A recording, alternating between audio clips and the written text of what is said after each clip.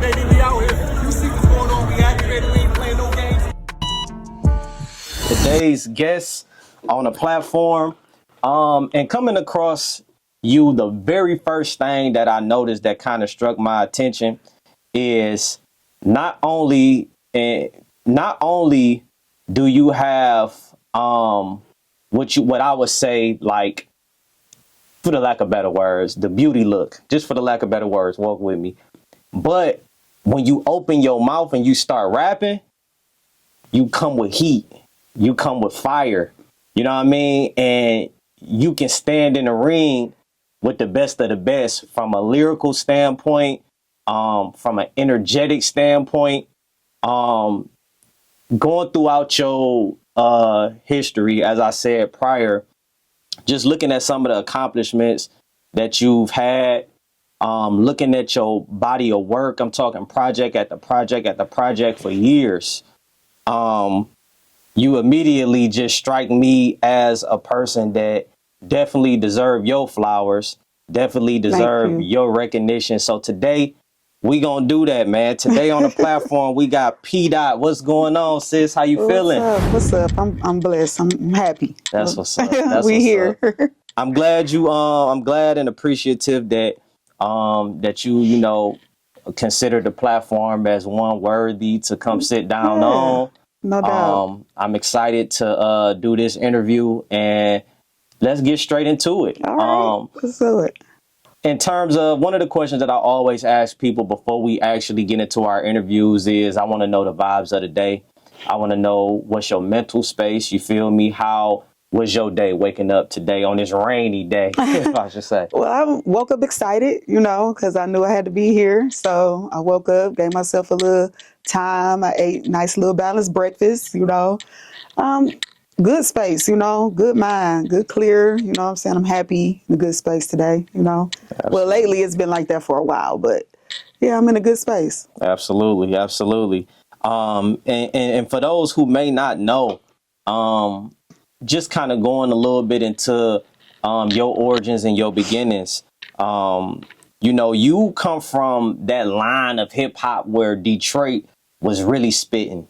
Yeah. Right now, we do have the Detroit scene that's lit right now with some of the new artists that's doing their thing. Mm-hmm. But we tend to forget that era and that time where it wasn't about the glitz and glamour in terms of the jewelry and, selling dope and, doing all of that type of stuff. But it was really about if you were a true MC. Yeah. So we talking them days of D12. We talking the days of and even though these guys had, talked about getting money and stuff like that, Cheddar Boys and stuff like that, but lyricism was still a thing. You still had to be talking about something. Yeah. Talk a little bit about being a female MC, making waves and coming up in that era.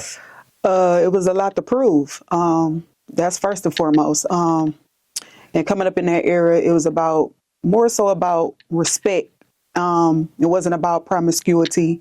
It was about, like you said, bars and talent and just being able to hold your own, and also actually being able to, people do a lot of cap rap nowadays. Mm-hmm. It was no cap rapping back then. You had to really live that, So I'm blessed to have I was young, I was a teenager, but I'm blessed to be able to be a part of the guerrilla market turned into the cyber market, because if cyber crash today, I know what to do. If guerrilla marketing, I know I got both lanes open. So, like I said, I was it just was a lot to prove, you know what I'm saying? And so that's what it was about. Whenever it came down to that, you had to stand on 10 toes and let's get it. Most definitely. And then even when you think about the rich history of female MCs and some of the people that you were able to see on TV and mm-hmm. Kind of mold and fashion your sound after, we talking about elites, what I mean? I would assume that, going back to the Queen Latifah days, going back to like the MC Light days, and just that Yeah, the whole boss and yeah. If you can talk a little bit about the inspiration and being able to see female MCs really hold their own weight and have the type of message that they had during that time and how it influenced you. Okay, well, I had a lot of inspiration. Mostly it was homegrown, but when I was thinking about getting to the studio and things like that, it was the Brat, it was Mia X, it was the Lady of Rage, it was Rod Digger, Yeah, it was yeah, Foxy, yeah. Lil Kim. They held their own. They was the only girls in the camp, the guys, and it was like, okay. It was always a little bit more heat on the girls because it's like, okay, we know they got it. What about you? For sure. So it's always, what about you? What you got? What you bring it? What you so. When it came time for me and I started feeling the itch to like, okay, I want to do that. I like the way this feel. I paid attention to ladies like Queen Latifah, like you say. My mother, my grandmother, I come from a family where it's about how you carry yourself, about respect. You don't embarrass the family. You don't, old school morals, values, characteristics, stuff like that. So my mother was okay with me doing what I wanted to do, long as I stood on my morals and long as I didn't embarrass the family. And, she was like, if you started, don't quit. And so, I was looking at all those ladies, all those queens that was, you had Foxy Brown, she with Nas and AZ holding it down, what I'm saying, Lauryn Hill, and what I'm saying, you got all of them, and it's like, wow, they beautiful, but they bar heavy and they holding it down, And if I do that, that's what I want to be like. I want to have a legacy. I don't want to just be no hit, one now. I want to be around. I want, when I'm gone and, Lord forbid something happens to me, y'all be able to still pull me up and still appreciate my contribution. No doubt. So that's what it's always been about for me. No doubt. It's not about the fame. It's not about, I'm really passionate about music. Yeah. And kind of like, when you spoke about like morals and values and principles, if we can, let's just rewind a little bit. Let's go back to the beginning. Talk a little bit about like where you from. Talk a little bit about your household as a young lady, and what was life like being raised in the city of Detroit. A lot of people like to paint Detroit as a bad place, but when I was growing up, I was a happy kid. Okay. My mother and father were there. My grandparents, everybody's active. Everybody's present. I was born on the east side, Mack and Sheridan. That's between the Boulevard and Van Dyke. I was over there until I was about 8 years old, moved to the west side, Plymouth and Southfield, where I grew up the rest of my days and stuff like that. House full of family, you know what I'm saying? Just 13 people in the house, 11 people in the house, uncles, cousins everywhere. One can't go, the other one can't go, curfews. And my mother was very, very, very, very, strict on academics. You know what I'm saying? And I was very, very smart, like especially in math, and double promoted, and, linguistics classes and teams and all type of stuff. It's like, I'm just looking up and they like calling me, you're on the team. I'm like, oh, huh? Because of my grades, I was an honor student all the way through. And I'm gonna be honest, I didn't really, as a child, I didn't really look at like, I want to be an artist. You know what I'm saying? It was somebody else who saw something in me that brought me to that. But my brother, I have a brother, older brother, my brother Greg. I got a younger sister named Ebony. My dad, he's still here, thank God. My mother passed on. It'd be 13, 14 years my mom passed, but she passed away of an aneurysm when she was 51 years old. And one thing my mother always taught me was to just go after your dreams. Don't let nobody talk you out of what you want to do with your life. She always said it's only room for one in a casket.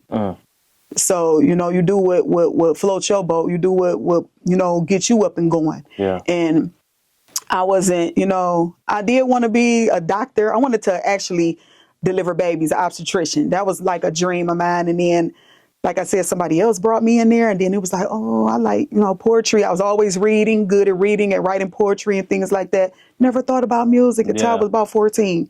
But yeah, I had a good childhood, Yeah, we couldn't breaking curfews, it's discipline, it's punishments and all of that, you know what I'm saying? And I think that's why I am the way I am today, because of the structure of my family. No doubt, no doubt. And then always having that male figure, like having that father presence there. Yeah. You know what I mean? I always said that no man should be loved in his house, and that's in context, of course. Okay. But the man is gonna always be the one in the household that's establishing the law. You know what I mean? Yeah. And I'm gonna say, for that part, Mm-hmm. my dad was in my life. He went to prison when I was 7 years old, and he was gone for the majority of my teenage up until my young adult life. But my brother, my older brother, I got to tip my hat off to my brother. He's awesome. And if it wasn't for him, I don't know where I'd be. I'm like slowly about to, I'm trying not to get emotional about that because I do. My mother was a single mother. Me and my brother got different fathers, and my father was away. His father wasn't present. And my mother, I remember my mother having a talk with my brother when I was younger, and she put him to the side and told him she needed him to be the man of the house, and he was 11. You know what I'm saying? And my mom, I had a huge family, but my mom barely had help. So it was in them times where we got left home alone. And she was like, okay, don't open the door for nobody. The food is over here. I got to go to work. I need you. I need y'all help, you know? So Pam, listen to your brother. Yeah. And I just got to tip my hat to my brother because the majority of his childhood, he grew up really, really fast. Yeah. He wasn't really able to enjoy being a kid and too much. You know what I'm saying? He had to watch his sister and, you know, walk into the classroom, grabbing me. We walking home. It was me and him against the world. Yeah. And to this day, it pretty much is. And as far as my dad, our relationship is a lot tighter. I was angry for a little while because he was away. But, you know, as a kid, you kind of be like selfish, like, what about me? But as I got older, I realized that he was taking that risk to help. You know? Absolutely. And damn, you just said a lot. I ain't gonna lie, that you just said a lot, and it kind of put things into perspective for me, and kind of solidifying my idea to that, because it doesn't matter if that male is younger. Yep. You know what I mean? Your brother, it could be anybody. your cousin, your uncle, or whatever the case may be. Just somebody that's there, just helping you along the way, and kind of being that protector or being that person, like you said, that's gonna walk you out the classroom. Y'all walking together. He used to have his foot on my neck too, for real. He used to be like, oh, we're not doing that. You're not about to, you know, if I was doing anything that upset my mom, he was on me. Yeah. Like, why you doing my mama like that? Why you got my mama upset? Why you do, you know, he was on my head, and especially with grades. And my brother, he's awesome. For sure. Awesome, man. So at the age of 14, the music began to be a thing for you. Yeah. If you can, talk a little bit about who that person was that brought you to the studio or that introduced you to the art form, and when, and like the steps of elevation and growth as an artist that you began to take from 14 on up. Okay. First, it started off, you know, I was a freshman in Cody, and they used to allow us to cipher, but I wasn't in it. I just used to like to watch, you know, the fellas, you know, they used to go at it, and they was really like, So, you know, they'd meet at the lunchroom, and then they'd just go. It was always Rampage, which is Paige Kennedy. He be on, what's the show with Mike Epps? Upshaws. He's on the Upshaws. He went to Cody. And Rampage, we call him Rampage, but he go back to Paige Kennedy, him and my boy Snipe. Them boys used to knock heads. I'm talking about, but it was so funny because they used to get shirts airbrushed and say, fuck Rampage, and fuck Sniping. And we'd be like, oh, man, it was the whole thing. Yeah, the whole school, 4 hour lunch, we in there. And they used to be meeting at the table, and it was so dope. But how I was introduced to it was my boy, his name is Damine, and we call him Point. He took a liking to like keyboard, and then, you know, he used to record himself playing on the keyboard and rapping and stuff like that. But this particular time, he was like a friend, you know what I'm saying? So he used to be like, oh, excited, like, come around here, listen to what I did. I wasn't even thinking about rapping or nothing like that. And he'll play his music, and I'm like, oh, that's fire. And then he had got an apprenticeship. This guy named Corey, he had a huge studio. This is the first professional studio I ever seen in my life. And he was like, you know, I want you to come over here and do this. He was like, I'll pay you if you come over and engineer. And he was like, well, instead of paying me, why don't you just give me the time? Why don't you just give me the time? Because he wanted to learn how to work Right. And So that you was back in helping ADAT him. times. Right. You know what I'm saying? It was ADATs and all that stuff. And, you know, I was able So to. in other words, just to be clear, so in other words, you was helping him get experience while he was helping you. I was just watching, and we was just like, I didn't know I was being that supportive. I just was being a friend, and I was excited for my friend. And I remember one day, the Tupac came out, All Eyes on Me, and I was like reciting it. I was rapping it. He was playing it while he was doing something, and I was rapping it like, and he turned around, he was like, say that again. And I was rapping. I'm like, what you talking about? He was like, man, your voice, man. He was like, it's something about your voice. And I was like, what? He was like, man, you ever thought about rapping? I was like, no. And he was like, man, look. And he had papers everywhere. He was like, he just grabbed the random rap off the ground and was like, go remember this. And I was like, I don't know what you mean. I ain't know nothing about counting bars, none of that. He was like, go remember this. Come back Sunday, you know, we was going to the studio every Sunday at 12 o'clock. That was our thing. Come back Sunday. If you can remember it, we gonna drop it. I was like, man, I'm scared to death. I don't know what I'm doing. And then I was excited. I walked around the corner and I told my mom, I was like, my friend want to take me to the studio. She was like, what? I said, he said something that's about my voice. I don't know, you know. And then I actually sat down. He gave me a little tape. That's when people used to put the beats on the tapes, cassette tapes. And I took my brother's radio and I was playing it and I was rapping. I'm like, dang, how I'm going to say this? And I remembered it. And then like a week later, it was like 2 days before we were supposed to go to the studio. He was like, you remember it? I was like, I think so, a little bit. And he was like, all right, Sunday. So it's gonna be time. Sunday came. He came and knocked on the door. My heart was pounding. I'm like, you for real, ain't you? You say he done called your Yeah, bluff. he did. He was like, come on, man. Like, you know, the studio was on Burt Road, like right by Rouge Park. It was in his house in the basement. It was big. He had it built into the walls and all type of. So I kept jacking up. I was scared, nervous. It was almost remind you of that moment when they took Easy in there and he kept messing up. Yeah. Oh man, I jacked up so many times. People was laughing. He was throwing people out. He's like, man, get out. Like, you know what I'm saying? No, we for real. Like, stop playing, you know.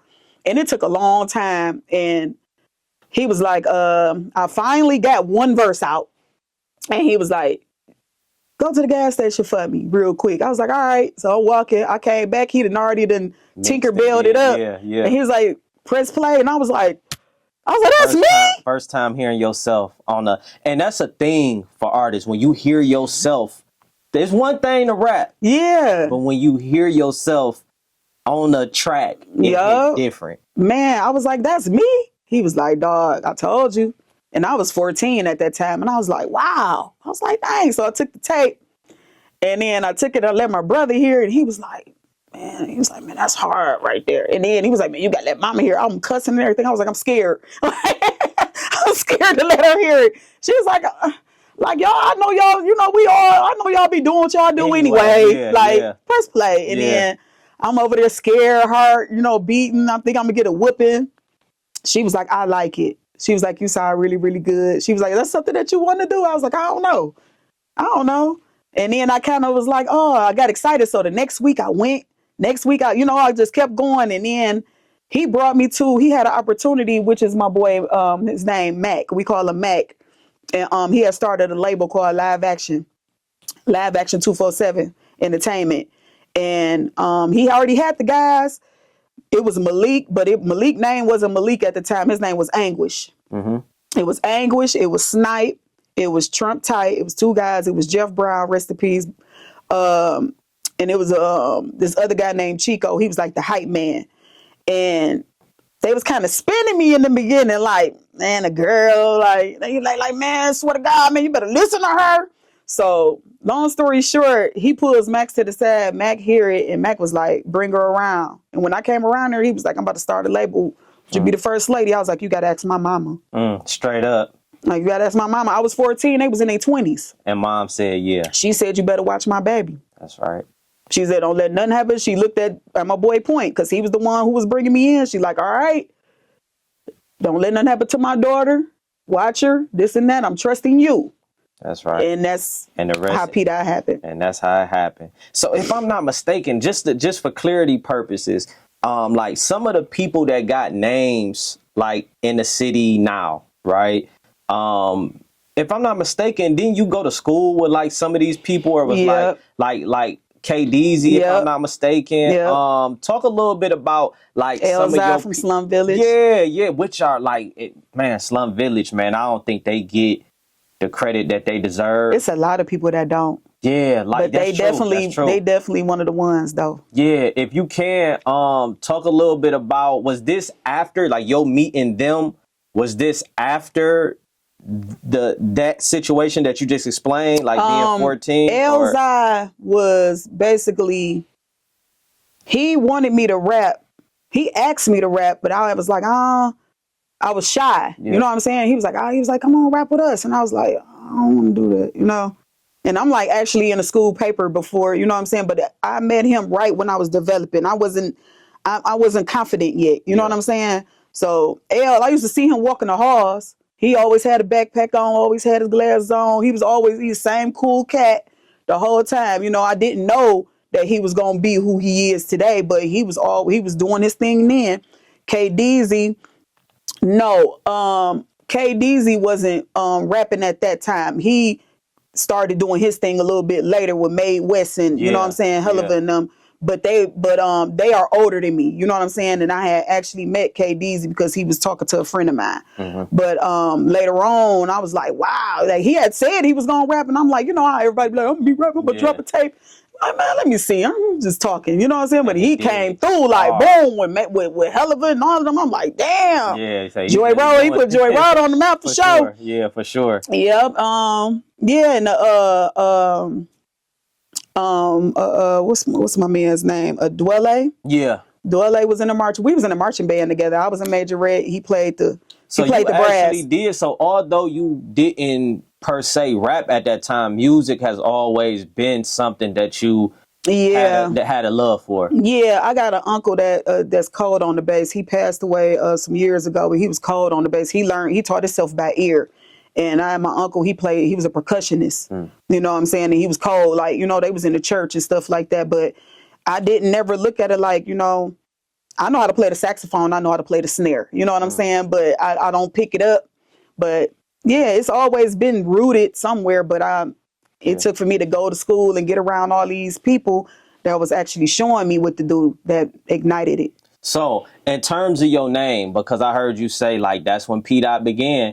Did you always have that name, or was this okay? No, P. Dot is more commercial. If they not embarrassing, you know your beginner rap names is always like. Actually, people told me I should have stuck with my beginner name because my beginner name is actually my name. My name is Pam. My name is Pamela, but everybody called me Pam, and it was acronym PAM, punishing all motherfuckers, and that was my name. And then how I got the P. Dot was when I had when my mom passed, I had a little writer's block. I wanted to revamp myself and be a little bit more commercial because in those days I was, you know, it was battle, you know, so it was all juggler, you know, that PAM was that. Right. And P. Dot is more commercial, more hip hop, more TV. They ain't gonna be like punishing all motherfuckers to the stage. You know, they gotta say P. Dot. So P. Dot. That's too hard. That's that real MC beatbox. Yeah, you know, that's when I'm battling. Okay, I'll be PAM. But P. Dot actually was I did a rap and it was like it's the P. Dot, A. Dot, M. Dot. And one of my boys from New York, he was like, word to my mother, I'm about to start calling you P. Dot. And the whole hood, I was like, no, I'm PAM. He was like, P. Dot. Straight up. And I mean, and everybody just adopted it. Listening, I didn't mean to cut you off, but listening to like your latest project that you dropped, that 313 Degrees, right? When I heard it, I said, damn. Like, and I'm only speaking to the point that you said you kind of revamped your sound because some of the cadences and stuff that you using is modern. Like cadences, you know, so you have artists like such that you name like the K-Deezys and you know, just like the Herks and the Black Faces and Calicos. Exactly, right. And this is, I mean, you know, this is not by no, you know, shot towards them, but people kind of stick to the sound that they I feel came up in, but you pivoted.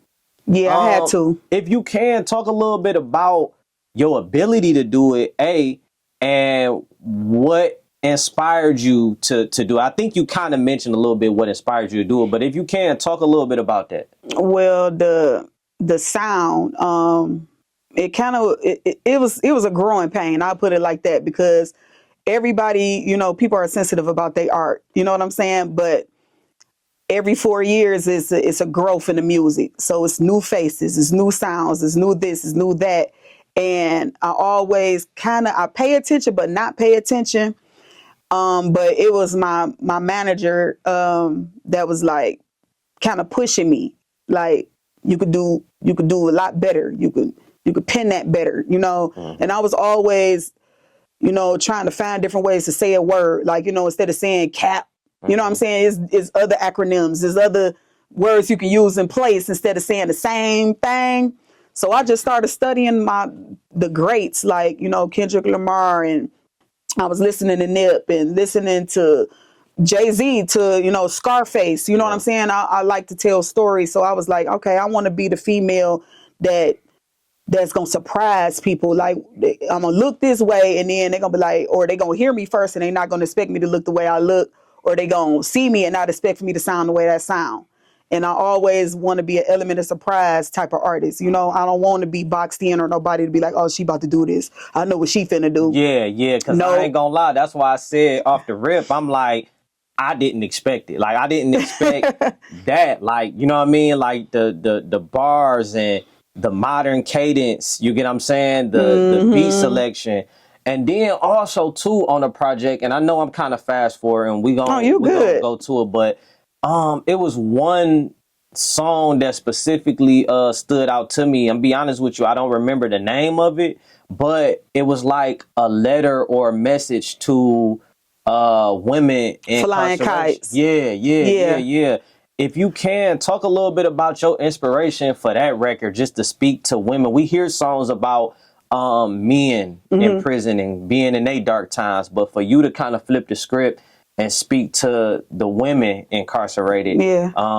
Man, talk a little bit about your inspiration behind that one. My inspiration is because I personally was behind bars before, and I saw the struggles of the women who had children and couldn't see their kids, and how women bonded together to hold each other up, the cooking, the crying, the, Mother's Day coming by, the birthdays coming by. And it just seemed like, if you don't have a real big support system, it just feel like you're forgotten about. And I met some women that are in there that's never getting out. And I took to them, and they were older, and I'm like, wow, I wonder if they okay. I still think about them, you know what I'm saying? I'm like, dang, wonder if they okay. I wonder if they, got out, and, stuff like that. And then I had a couple friends who did time, trying to help a guy, or, got caught up in situations and stuff like that. I got caught up in the situation and had nothing to do with me, but I had to sit down and fight it, you know what I'm saying? And in the process, I remember the pain. I remember the loneliness. I remember not getting letters sometimes. I remember other people getting visits. You're like, dang, somebody go come see me. People forget. So I just wanted to write that letter just to motivate, and hopefully, somebody, can get the song to the ladies or whatever. I kind of want to go in behind the walls and just do that for them, like perform that song in some type of way. But I just feel like everybody always talk about the fellas, like women have struggles too. Nah, real women talk. Go through stuff, that get locked up.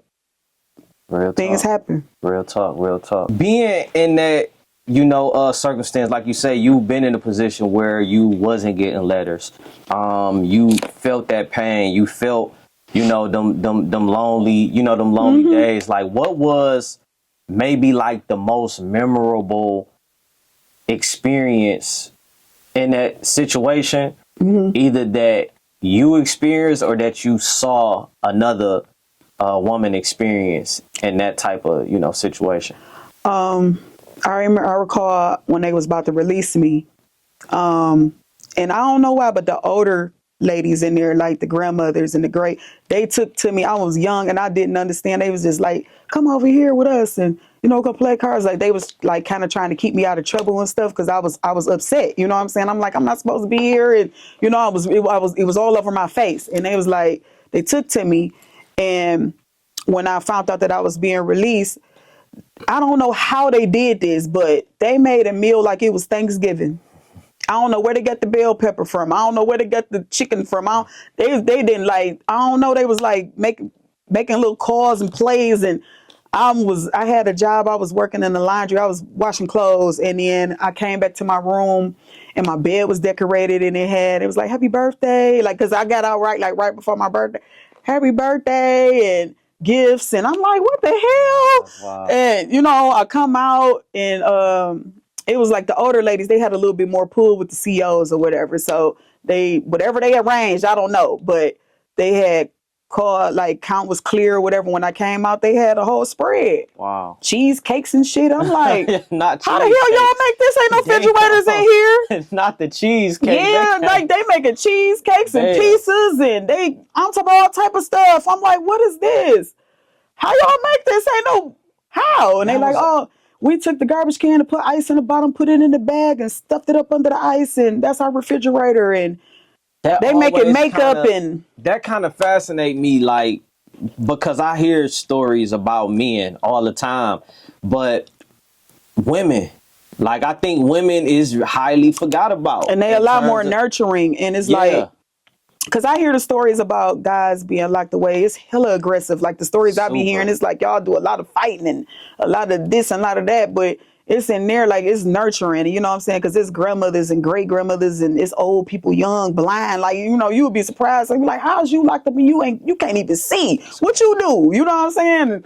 And we just all held each other up. Like, we all held each other. Every now and then, you know what I'm saying? People, you can kind of tell, like, oh, it's Mother's Day, like stuff like that. Mother's Day come around, everybody be sad, or somebody's birthday, or kids, today my son's birthday, and they upset. We try, all right, come on, let's go for a walk and let's go do this. Try and keep that mind off of stuff like that. So without going into too much detail, if you can you talk a little bit about like maybe the circumstances that led up to your situation? By no means, you don't have to, but just in terms of like, maybe that day when you got picked up or just anything. Nah, what happened was I got called to basically come and help someone. And I went and helped someone and they turned on me. Wow. So that's what happened. I got called, I need some help. I go over there to help and I had to get violent, but nobody got hurt. But it could have went that way, but it was basically like you going because it could have happened. And so the day that you got picked up, like, you know what I mean? Or did you turn yourself in, or did they took me. I know that was a crazy. I didn't understand what the hell was going on. I've never been in trouble before in my life. Like, you know what I'm saying? I ain't never did. Yeah. I'm like, what the hell? Y'all taking the sister to the big house? Like, what the hell? That's crazy. You know what I'm saying? And I don't even know how I made it through that. But my mother and my brother helped me through that. Like I said, I was pretty angry because I was like, I'm not supposed to be here. So every time somebody says something, I'm like, fuck out of my face. No, type, real talk. What? Real talk. I ain't supposed to be here with you. Right. Fuck you talking about? Type Right. deal. I was angry. You know what I'm saying? Yeah. So, them just like, we go walk it down with you. You know what I'm saying? Every time I'm with the court, you know what I'm saying? I was able to turn around and see my mother's face and see my brother, he really couldn't be there, but my mother, my aunt, my cousin came once. And I don't know, but thank God. So that was a while ago. No, for sure. So musically, even like during that time, was you still writing in prison? Or what's so funny is I started a whole little rec thing. Like, we was in there performing, and I had choreographed some stuff, like some shows, talent shows and stuff, where it was like you pick an artist and you beat them. Like, you had the little studs in there. They like, I'm T.I. shit, And then you got the girls in there. I'm Sierra. And, I was like, okay, well, you be who you be. Pick a song. We gon' bring some fun to the situation. You know what I'm saying? So I was like doing rec center type stuff, For sure. And like, even with, like, just kind of going over like some of the accomplishments that you did and like people that you've been able to perform with and work with, and in some type of form or fashion, from from the Mobb Deeps to the Payrolls to the Iggy Azaleas to, you know, the list goes on. Were these things after that, like after that situation? If you can talk about like some of those opportunities that you had, even being able to work with Adidas, you get what I'm saying? Yeah. Like talk a little bit about some of that. Oh man, I'm gonna be honest. I lost one big opportunity. I had did a talent show. It was this bar called Peaches and Cream. It was on Grand River, and it was you know how they do now with where they send the A&Rs, but it was back. It was back when I was, you know, signed with Live Action and stuff, and it was like you come, you do 1 or 2 songs, you bring your headshot, and it was actually a A&R from Sony there. It was she looked like she was either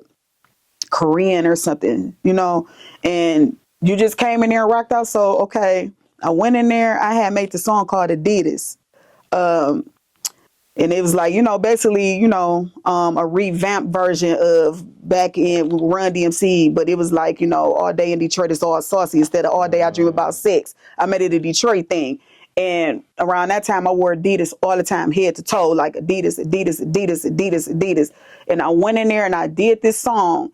And I ain't know nobody but the people who I came. When I started rocking that, the whole club stood up. And I just saw the lady looking around. She just was watching the reaction of everybody.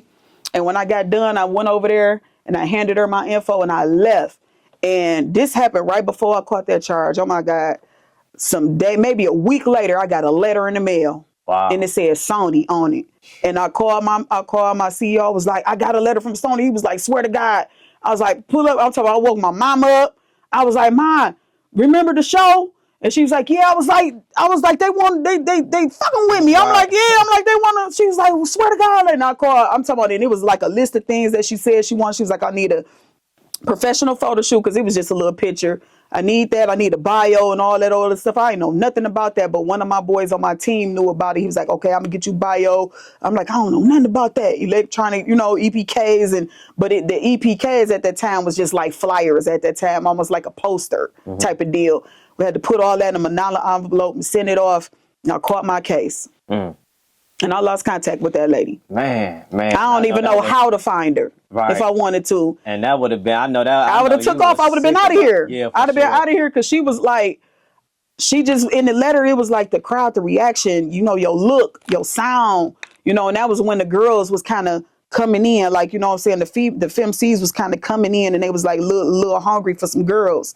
And I was just holding it down and I was like, dang, that was my time. Yeah. And then I caught that case.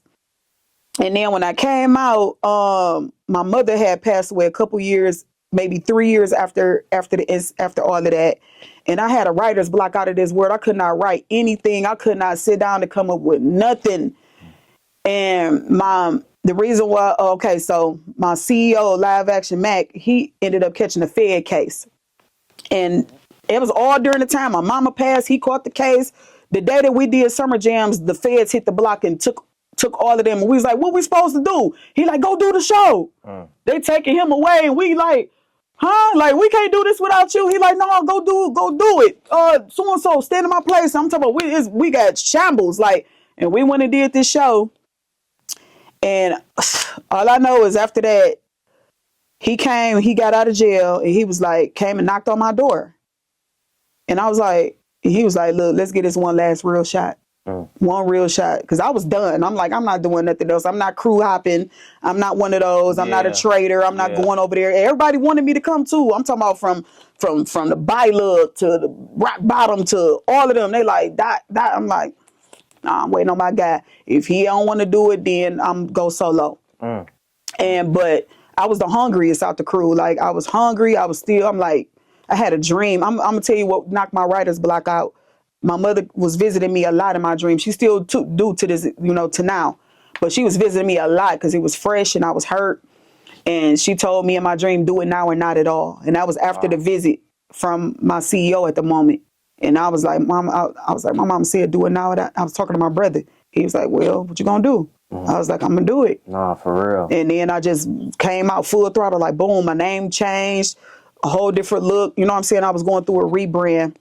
That's when I started running into all the people who I was, you know, they kind of was like, I remember you, because some years had went by.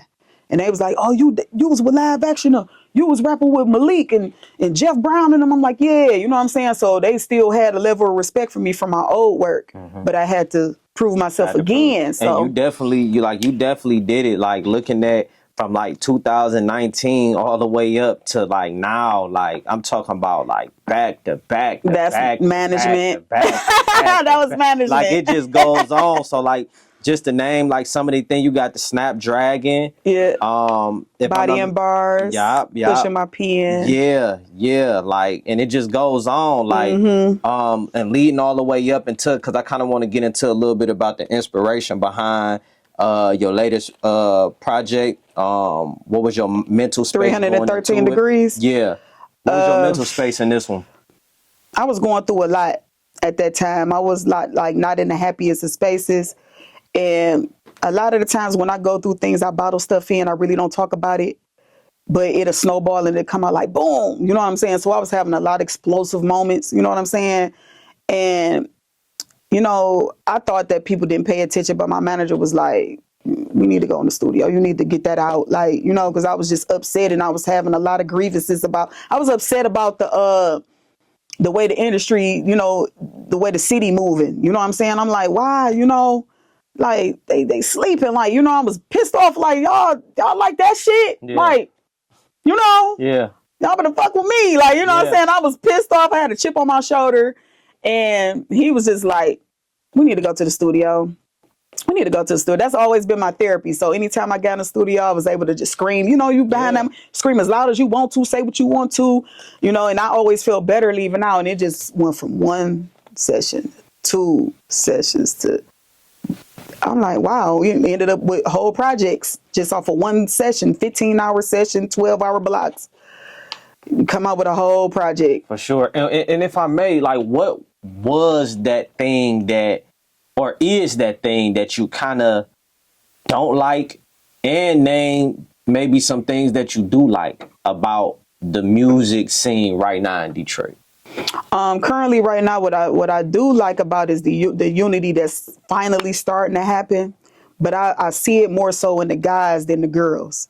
Like, I would like to see more girl collaborations. Like, what I notice is when I go into those show settings and stuff like that, it instantly become a competition thing. Like with some females, the legends like Miss Corona, L Bug, and them, they don't be on that. You know, they confident. They like, shoot, I got mine, I'm good. But for the ones that still out here, like, hold on, it's like, here she come. But that don't do nothing but fuel me. I'm like, oh, you gonna have to work if you coming behind me, or I'm about to set the tone. You know what I'm saying? I'm always got a competitive edge. You know what I'm saying? But I'm always like, girl, let's work. Let's do something. Only a few. And you would think that would be the case. Like, you know what I mean? Like, to some degree, even though you still young, but to some degree, you still kind of like a big sister to you know, some of these upcoming, you know, female. But you know what's so funny? A lot of them are older than me. They think I'm older because I started young. Yeah. But a lot of them are older than me. You know what I'm saying? But the thing is that I'm different. I'm like, I'm gonna put on a varsity jacket. I'm gonna put on the dunks, or you might see me in heels. Like, I perform in stilettos too. Like, you just never know. But I'll be like, okay, we got a lot more to offer than. Come on, like, we ain't got to keep doing that. Like, bar up, like, you know. No doubt. You know, so I just be trying to encourage my sisters, like, you know, we got we smart, we beautiful. You know what I'm saying? Leave something to the imagination. You ain't got to, you know. And I'm glad you said that. Because the attention can go good or bad. Like, yeah, and that's it can what I was make about or to break. say. I'm super glad that you said that too, because when you look at like on a national scale, when you look at, you know, the Sexy Reds and you look at the Meg Thee Stallions and stuff like that, like, are you a fan? Like, are you? Some of them. Okay. I'm gonna say, I'm gonna be like, I'm gonna play it right where I say, work for you, work for you. It's working for them. So ride that shit out. You know what I'm saying?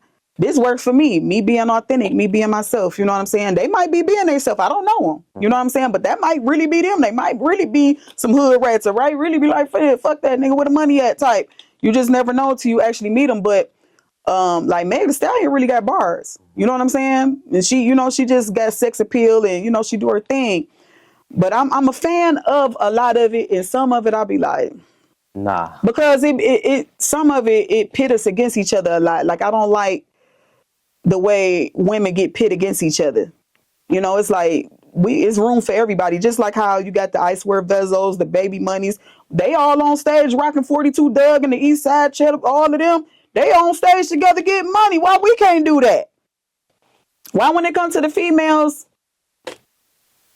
it's only one girl, or you know what I'm saying? It's like, come on, bro. Like y'all tripping. Y'all see how big Detroit is? Like it's us. Somebody made a point to me. And this is kind of like what you saying right now kind of connect to what he was telling me in terms of like relationships, right? Just walk with me. He was saying for so long, women have always said that men was the problem in relationships, right? Which we do have our issues and our things. Everybody got their own thing. Absolutely. But he said women don't know how to work together for nothing. So, of course, it's going to be hard for a woman to work together in a relationship. He said, growing up, women don't even play team sports. So psychologically, women kind of have this me, like the attention got to be me. Do you see any relevance in that, like in kind of how the hip hop industry is with females and just in general? Yeah. It's almost like I'm the only child. You know how you got the only child? You got toys. You got a room full of toys. You don't think about them toys until your cousin come over and pick up that one toy. That's mine. It's my toy. But it been sitting over there dusty in the corner for 3 months. You ain't touched it. You ain't thought about playing it. But now that somebody come over and see some value in it, mine. You know what I'm saying? So I just feel like, yeah. And I'll be like, why we, you know, I'm telling you, if you ever pay attention, like I'm very I wear my heart on my sleeve. I'm very outspoken. You know what I'm saying? So a lot of the times I have to go and retract my the stuff I put on social media, but I always, you know, point that out. Like all the guys get into it, why we can't? But I'm gonna be real. It's some guys out here that be jealous of females too. No lie. Like y'all will work together and it'd be like, if she out shining or she out grinding or she out rapping or she out anything, it's like dudes be jealous of dudes. They be jealous of girls too. No, real talk. So you just gotta have discernment. You just gotta I'm real. Cause I'm like, it's only rap. It's only music. Why it gotta be like that? Like it's supposed to be fun, right? Indeed. So sometimes people take the fun out of it. Yeah. Well, you know, no, that's a lot. I'm serious. I agree 1,000%. I've actually heard, you know, stories about male artists kind of not being, you know, as friendly, you know, with female artists that's doing their thing. So when you said that, I'm like, damn, that's a fact. Yeah. But you know what's so funny? I get a lot of love from legends. I get a lot of love, the Tricks, the Swifty McVeighs, the Yuck Miles, the Bodie James, all of them. You know what I'm saying? And then for the most part, it's a lot of the females, but they legendary statuses. It's the ones that's grinding, that we put an equal amount of grind in, and they be like, I can't let her get there before me. It's like we can go together. Like if you just play it right. Real talk. And I'm a different artist. You a different artist. You talk different talk. I talk different talk. We can do it together and turn the city up. Yeah. So closing out we in the second quarter of this year, and you know, you already came out to a great start. You know, entering into 2024. Plans throughout the year. Any upcoming projects? What you got for your fans and supporters this year? I'm gonna do a lot more visuals. I'm running the visuals up. I want to go back on the road. I feel like I've done enough projects right now to hold me at least until next year. So I kind of want to work what I got right now. We got certified on the radio on Hot 107 right now. It's been going since 3/13 day. And they organically spinning it, you know what I'm saying? So I'm gonna do my best to try and keep the momentum going, you know what I'm saying? And just push what I got, push. And, you know, a lot of the stuff that people be hearing is stuff that I've been had. And I just be like, oh, I'm going to pull this out the closet and we going to do that. You know what I'm saying? And they be like, well, that's old. It ain't old to them. You know what I'm saying? That's the beauty of having a catalog. Like, man, that's the beauty And of my having a manager always catalog. be like, I'll be like, that's old. He'd be like, not to them. You got to push that, man. I wish more people would push the records that they got. I'm talking about people be having fire on these projects and they just move so fast to the next thing. Like, no, you got to work that. So I'm in agreement with that. Yeah, because you know what? I think a lot of people pay attention to social media a little too much. And a lot of the times it be the smoke and mirrors going on. So they be like, oh, they doing that. You don't know. They probably did that a year ago and probably just put it out. Like it might have just been sitting in the can. They might be in the Bahamas somewhere and just press go. Like you don't even know. So it just be a lot of, I can't let them outwork me. I can't out. You know what I'm saying? It just be a lot of, and I think that's where a lot of the fun goes when people get too serious about it. So I'm learning to not be so serious and get back to the fun. Yeah. If we can, before we do get out of here, I got to get your thoughts on this new Detroit sign that we got in the city that everybody been kind of going crazy about. Talk a little bit about the sign. Is you cool with the sign? I mean, we better be glad we got a shoe. We always tearing something up. Like, I feel like, how you going to expect a big Hollywood sign and people don't even treat the city right? They don't even treat the streets right. They be throwing all type of littering and all type of stupid stuff going on. You really expect they're going to put 100-foot letters going along I-94? Nah. Yeah. I'm happy with, I'm like, shoot, it's a good look. Honestly, it really ain't for us, it's for the draft. Nah, that's real. It's just honestly for the people who come on vacation. They don't know, you know what I'm saying? It look good to them. That'll make people spend more money. Like, but anything that's good for the city, I love it, man. I like what's happening. I like the attention we getting. I like the sign. I like that the draft is here. I like that they showing love like Detroit. We been that. Sure. We been that. They been sleeping. For sure, man. Any last thoughts to your fans or supporters, or words, I should say, to your fans and supporters? What you want to tell them? I just want y'all to stay inspired. You know what I'm saying? Don't be afraid to, you see some people doing some things, go holler at them, go pick their brains. Don't be afraid to step out and do what you love to do. Like my mama said, it's only one room for one in the casket, baby. So live your life. Whether it's rapping, you ain't never too old to rap. You ain't never too old to start a business. You ain't never too old to get a degree. You ain't never too old to have a kid. You're not too old to get married. Nothing. Live your life. Life is so short. For sure. And then also, too, specifically for the young women out there that may feel pressured to do things that they really in their heart don't want to do. The young women out there that may be in abusive relationships. The young women out there that just may be going through what young black women go through. If you could just give them some words as well. Choose you. Keep you first. Anything that disrupts your peace, disrupts your happiness, gotta go. It's easier to just feel temporary pain than years and years and years of just torment. So listen, put you first. That's what it is. Period. Y'all heard it here, man. The Forum Magazine, Pulse of the Culture, man. P. Dot in the building. Peace. Peace.